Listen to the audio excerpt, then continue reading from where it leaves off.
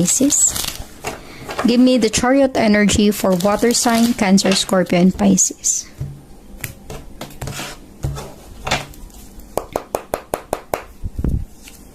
You have the Queen of Wands, a fire sign. And the Ten of Pentacles, an earth sign. Okay. So, water sign, Cancer, Scorpio, and Pisces, I'm really getting here ang iba sa inyo, maaaring ang priority is yumaman. Magkaroon ng magandang future ang pamilya mo, Ten of Pentacles. Nagsusumikap para sa pamilya. Ang iba sa inyo posibleng OFW, nagtatrabaho sa ibang bansa, sa ibang lugar. Because the Queen of Wands is you want to pursue something in your life. Kasi alam mo na ito yung makakatulong para maiahon mo sa kahirapan ng pamilya mo, water sign. Itong pinaplano mo, ito yung balak mo. Maaring ang iba naman sa inyo ay nag-aantay ng resulta or outcome. Possible na ikaw ang nag-apply para makapagtrabaho sa ibang lugar, sa ibang bansa, and inaantay mo yung dumating yung result ng iyong application, water sign, Cancer, Scorpio, and Pisces.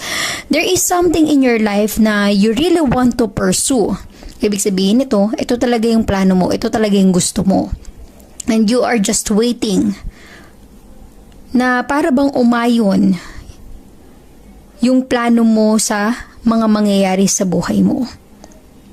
You have the Ten of Pentacles, water sign. Ibig sabihin yan, posible na itong Queen of Wands na ito, kung ano man yung pinupurso mo sa ngayon, maaaring makuha mo yung ninanais mo, water sign, Cancer, Scorpio, and Pisces.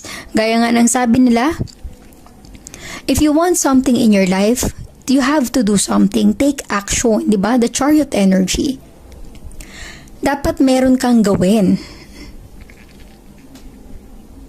para may improvement or progress sa sitwasyon mo. Kung may binabalak or pinaplano ka, water sign, hindi yung puro pangarap lang.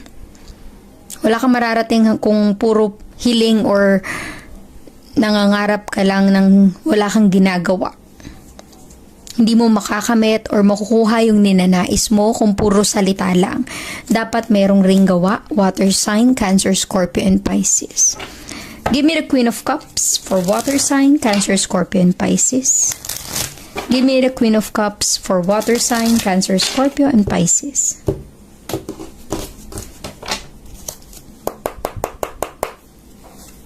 You have the Seven of Cups, a water sign, and the Four of Cups.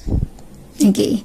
A water sign, Cancer, Scorpio, and Pisces. Maaaring ang iba sa inyo ay strongly connected din sa kapwa